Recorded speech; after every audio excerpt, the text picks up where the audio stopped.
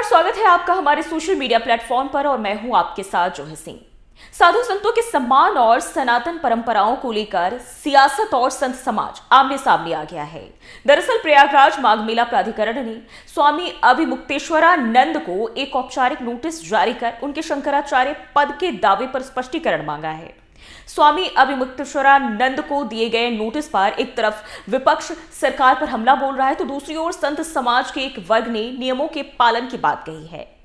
सपा अध्यक्ष अखिलेश यादव ने जहां बीजेपी को सनातन विरोधी बताया है तो वहीं जगत गुरु राम भद्राचार्य ने भी इस पर अपनी प्रतिक्रिया दी है। आइए एक नजर डालते हैं इस तरफ भी। अन्याय हुआ है। कौन कर रहा है? अभिमुक्तेश्वरानंद। नहीं, अन्याय उनके साथ नहीं हुआ, उन्होंने अन्याय किया है। नियम ये होता है कि हम लोग भी, मैं तो जगत गुरु हूँ, वो तो अभी जगत गुरु भी नहीं है। नियम यह है कि गंगा तक रथ से नहीं जाया जाता। जब पुलिस ने रोका था उनको कि आप मत जाइए, हम लोग स्वयं संगम में पैदल जाते हैं, तो अन्याय उन्होंने किया था।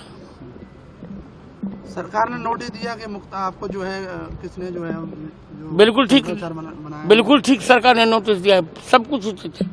दिग्विजय सुप्रीम कोर्ट का नियम नहीं मान रही सरकार। सुप्रीम कोर्ट का भी नियम नहीं मान रही है सरकार। सुप्रीम कोर्ट कहाँ नियम है? शंकराचार्य को लेके भी सवाल उठे हैं। अभी सुप्रीम कोर्ट ने शंकराचार्य को बनाया ही नहीं। मैं स्पष्ट कहूँ, नहीं मुझे बोलने दिया जाए। दिग्विजय सिंह को शास्त्र में कुछ भी नहीं आता।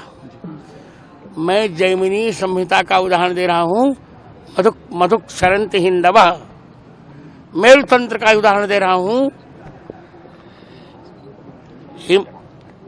हिमालय समारभ्य जावदिंदु सरोवरम तत्रस्थाया प्रजा सर्वसा हिंदवा इत परिचक्षते। तो उनको शास्त्र का कुछ आता ही नहीं, तो क्या कहूँ मैं। देखिए, शंकराचार्य जी और जितने भी हमारे साधु संत हैं, ये हमारी शोभा हैं। और जब इतने बड़े आयोजन हों, स्वाभाविक रूप से लोग उनसे मिलने आते हैं, आशीर्वाद लेने आते हैं, उनके अनुयायी उनसे बहुत सारी जानकारी हासिल करते हैं। यही सनातन धर्म की परंपरा है। और अगर परंपरा कोई तोड़ रहा है तो वो भारतीय जनता पार्टी है।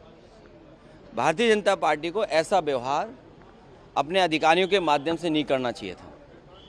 भारतीय जनता पार्टी ने जानबूझ करके संतों को, साधु संतों को और तमाम लोगों को जानबूझ करके अपमानित किया है। जो संविधान, जो कानून, जो देश का हमारी पहचान है, जो भाईचारा है, जो हमारी संस्कृति है, जिसको सम्मान दिलाने का काम होना चाहिए, वो भारतीय जनता पार्टी नहीं कर रही। एक तरफ विपक्ष से सनातन परंपरा का अपमान बता रहा है तो दूसरी ओर संत समाज का कहना है कि नियम सभी के लिए बराबर है। अब सवाल यह है कि आस्था और प्रशासन के बीच ये टकराव किस मोड़ पर जाकर थमेगा। इस बयान के बाद धार्मिक हलकों में एक बार फिर से बहस तेज हो गई है कि आस्था के नाम पर क्या नियमों से ऊपर कोई हो सकता है। सोचिएगा जरूर।